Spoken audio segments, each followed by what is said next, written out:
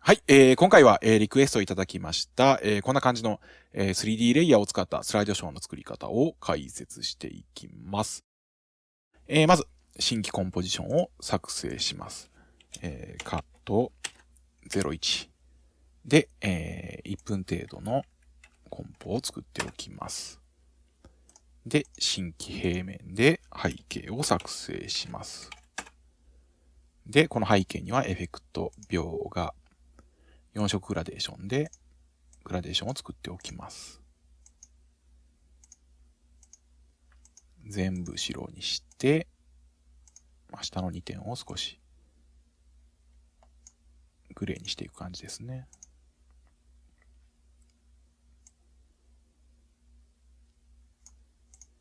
こんな感じとしておきます。で、次に新規コンポジションでピック01として、写真を入れていくコンポジションを作ります。まず一つ目、新規平面を置いておき、描画、塗り。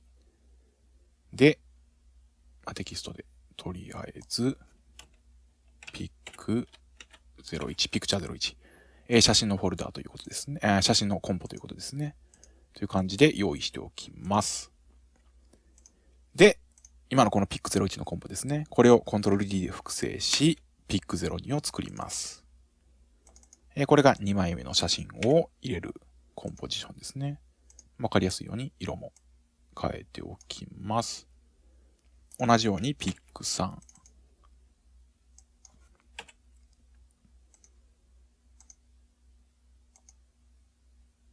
で、またコントロール D でピック4。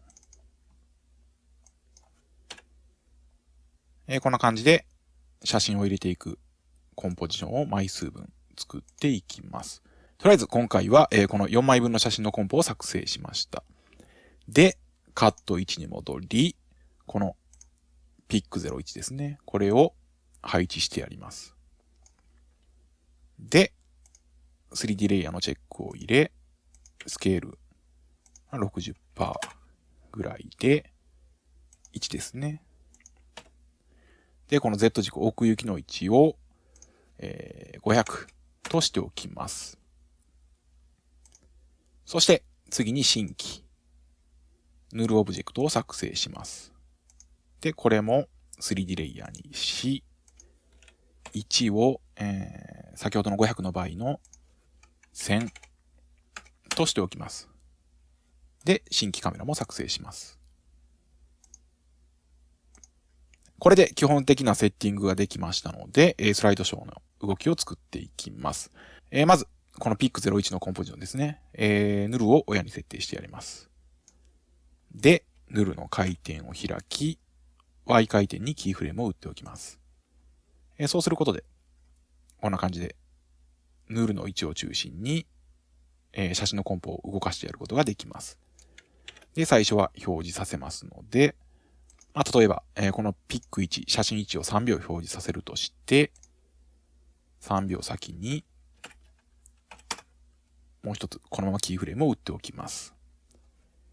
で、15コマ進んだ後で、この Y 回転にプラス90度、プラス90と入れてやります。すると、3秒間表示した後に、こう、90度回転するようなアニメーションになります。で、この回転した状態で、ピック2のコンポを読み込んで、同じように 3D レイヤーに設定し、スケールは60。で、1奥行きですね。500。ピック1と同じように設定してやります。すると、こんな感じで配置されますので、この状態で、ヌルを親に設定してやります。すると、こんな感じで追従して回転するようになります。で、このピックにも3秒間表示するので、3秒間進めます。6秒。で、キーフレームを打ちます。で、同じように15コマ後に、さらに90度回転、プラス90ですね。と入れてやります。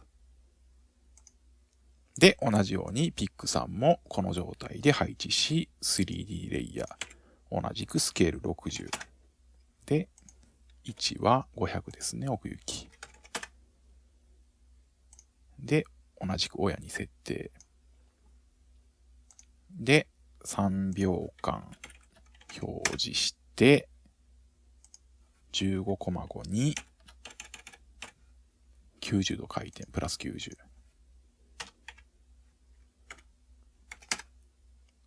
こんな感じですね。そして最後にピック4を配置。3D レイヤー。スケール60。で、1500。で、親に設定。で、また3秒進めて、キーフレームを打ち、15コマで、プラス90度。こんな感じですね。これで、一周するアニメーションが完成します。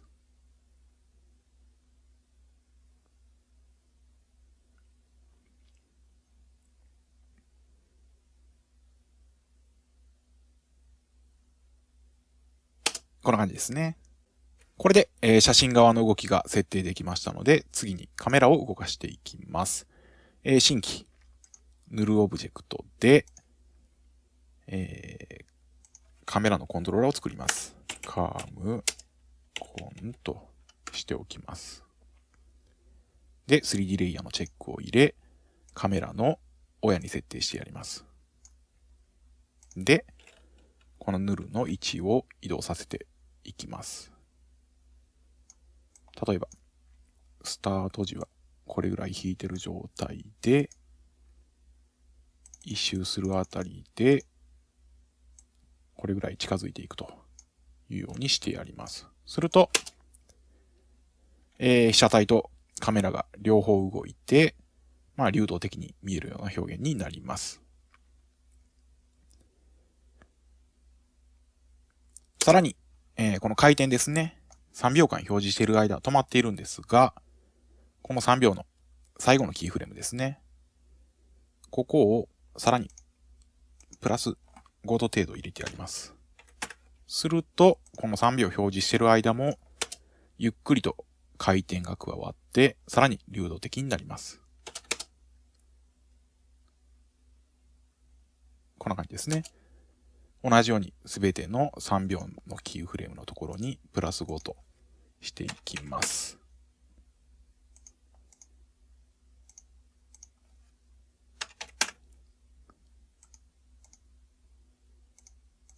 プラス5。これで、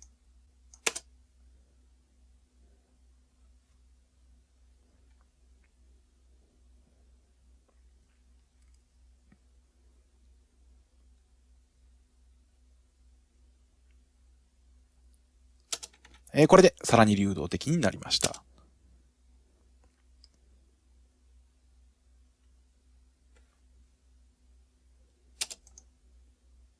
で、次に見た目部分ですね。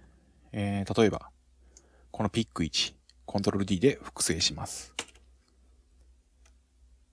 わかりやすいように色をセットにしておきます。で、下のレイヤー、スケールですね。このスケールのリンクを解除して、縦のスケールをマイナスにしてやります。60のものをマイナス60。で、1を下に移動してやります。だいたい430ぐらいか。こんな感じですね。そして、エフェクト。トランジションのリニアワイプを適用し、ワイプ角度180で変換の値を調整して、さらに境界線もぼかします。そして、色調補正の白黒。さらに、描画モードはオーバーレイという感じにしてあります。これでリフレクションが作成されます。この下に影になっている部分ですね。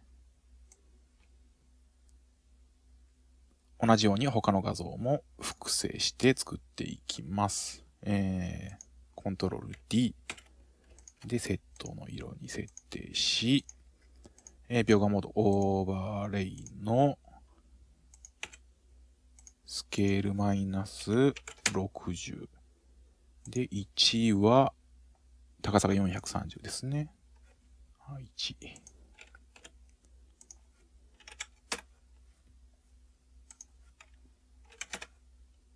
で、エフェクトはピック1からコピーします。コントロール C で、コントロール V で貼り付けてやります。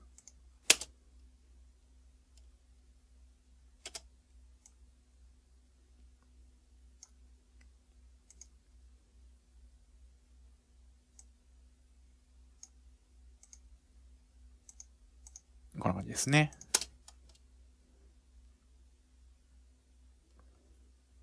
同じく、ピクチャーさんも複製し、描画モードオーバーレイ、スケールマイナス60で、1が430。で、エフェクトペースト。ピック4もコントロール D で複製し、オーバーレイ、スケール、マイナス60。で、1、430ですね。で、エフェクトペースト。これで全ての画像にリフレクションが設定できました。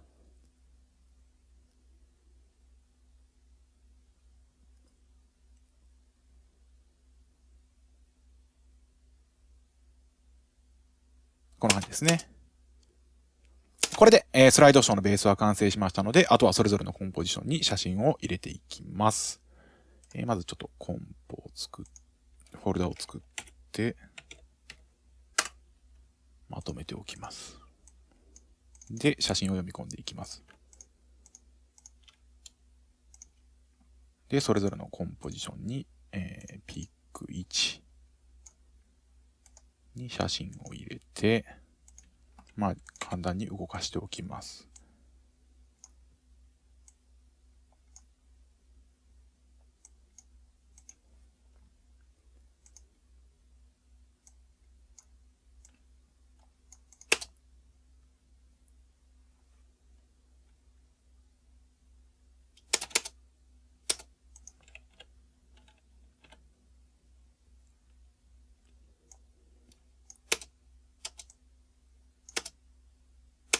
で、ピック2にも配置していきます。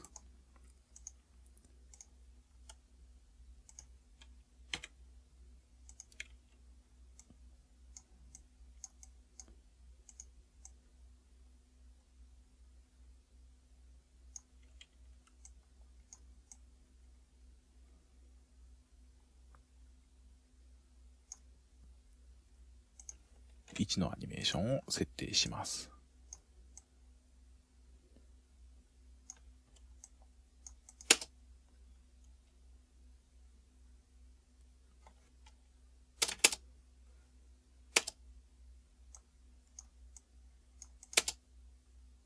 そして3枚目も入れていきます。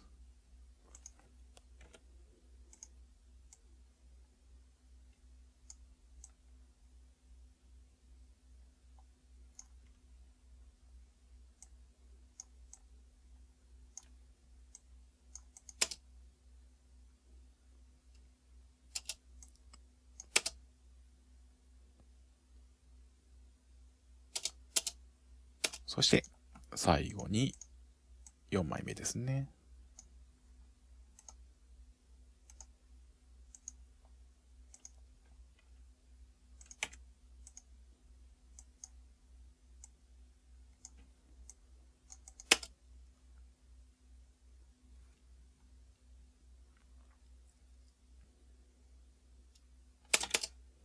これで、全ての写真が入れれましたので、メインのコンポを見てみると、こんな感じですね。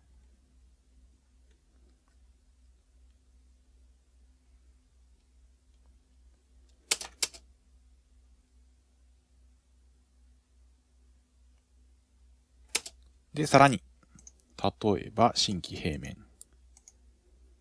黒で、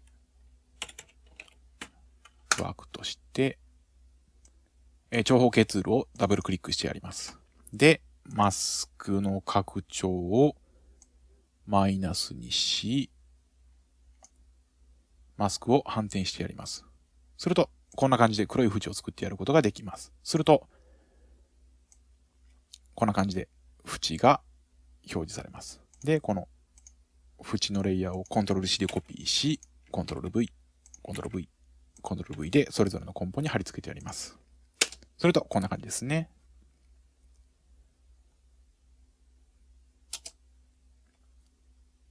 こんな感じで 3D レイヤーを使った立体的なスライドショーを作っていくことができます。次回はまたここから写真の枚数を増やしていくようなアクションの一例をご紹介していきます。今回は以上です。またお会いしましょう。